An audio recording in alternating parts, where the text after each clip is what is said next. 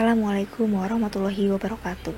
Kami dari kelompok 9 kelas 423 Prodi D3 Akuntansi PKN STAN.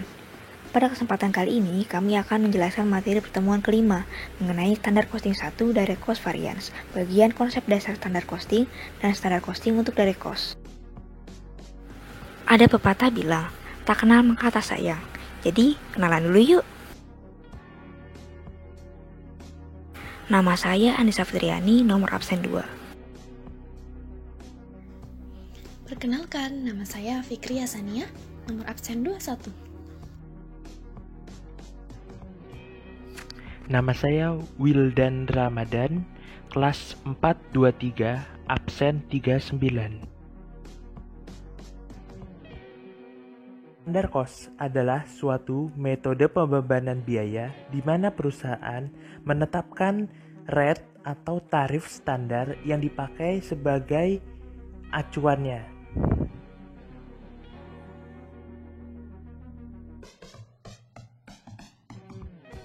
Pengertian dalam standar cost, kita mulai dari yang paling bawah.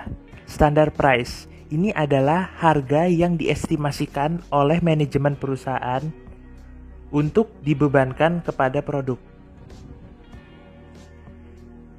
Yang berikutnya adalah standar quantity.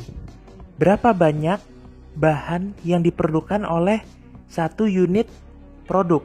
Jadi misalnya satu kursi perlu 2 balok kayu. Maka standar kuantitinya adalah 2 karena satu kursi perlu 2 balok kayu. Berikutnya adalah unit standar cost. Jadi satu unit ini itu memakan biaya berapa sih?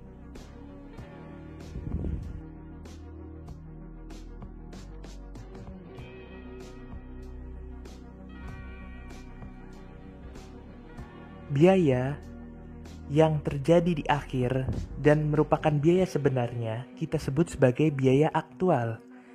Aktual akan dibandingkan dengan biaya yang sudah ditetapkan oleh perusahaan sebelumnya, yaitu standar. Selisih antara aktual dan standar namanya adalah variance.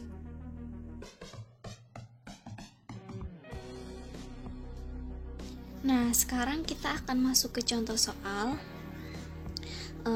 Di sini ada perusahaan Yogo yang memproduksi frozen yogurt.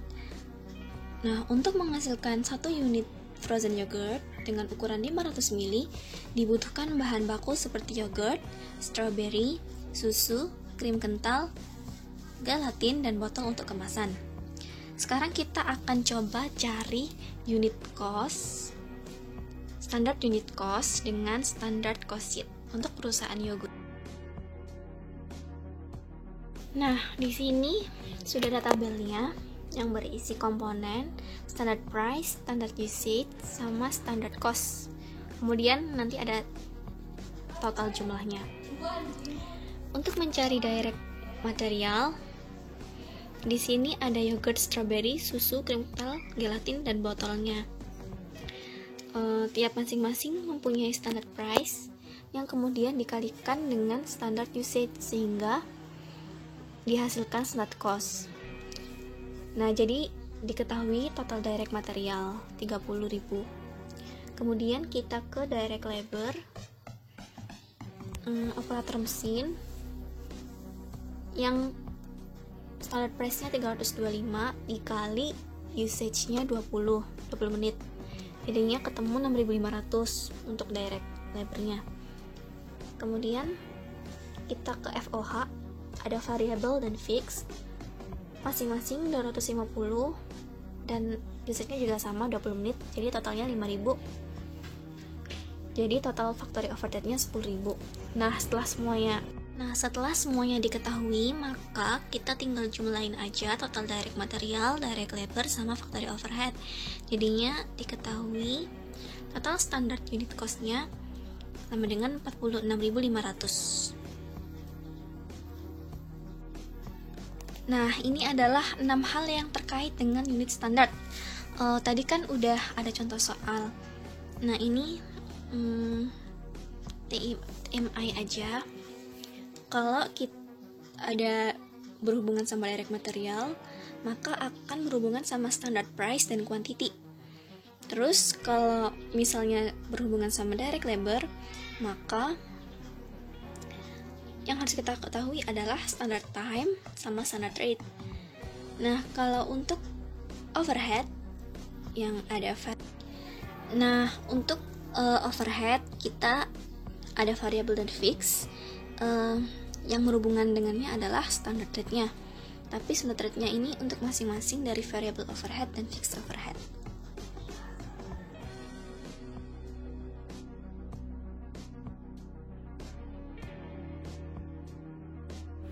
Manfaat penggunaan standar costing. Yang pertama, memfasilitasi perencanaan manajemen. Jadi, manajemen tidak akan melenceng dari yang sudah diperkirakan. Yang kedua, memudahkan perusahaan untuk menentukan harga jual suatu produk. Ketiga, membantu manajemen dalam fungsi pengendalian terkait evaluasi atas pengendalian harga. Keempat, menentukan ada atau tidaknya suatu varians. Kelima, memudahkan untuk memantau harga persediaan. Standar costing untuk direct cost. Pada awal periode, perusahaan akan menetapkan beberapa standar biaya sebagai berikut.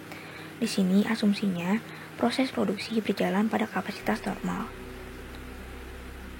Yang pertama, menetapkan jumlah input standar atas raw material yang akan digunakan untuk menghasilkan satu unit output. Yang kedua, menetapkan harga dari setiap unit input atas raw material yang dibeli. Yang ketiga, menetapkan jumlah jam DLH yang dikonsumsi untuk menghasilkan suatu unit output. Yang keempat, menetapkan tarif upah DLH untuk setiap jamnya.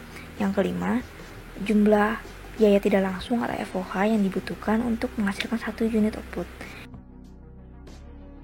Yang keenam, menentukan tarif atas FOH untuk setiap satu satuan basis alokasi. Setelah standar biaya ditetapkan, perusahaan akan menerapkannya bagi perhitungan atas setiap komponen biaya manufaktur tersebut di sepanjang periode berjalan. Pada akhir periode, manajer akan melakukan proses pembandingan biaya aktual dengan biaya standar, gunanya untuk mengukur kinerja perusahaannya. Pada umumnya, terdapat perbedaan antara biaya aktual terhadap biaya standar. Perbedaan itu disebut dengan varians. Sulit atau tidak sih menentukan biaya standar?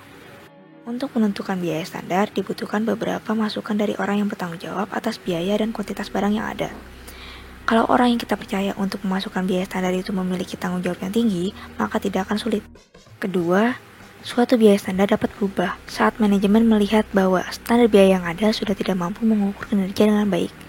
Ada kalanya standar ini berubah-ubah tergantung kondisi di lapangan. Jadi intinya, sulit atau tidaknya itu tergantung.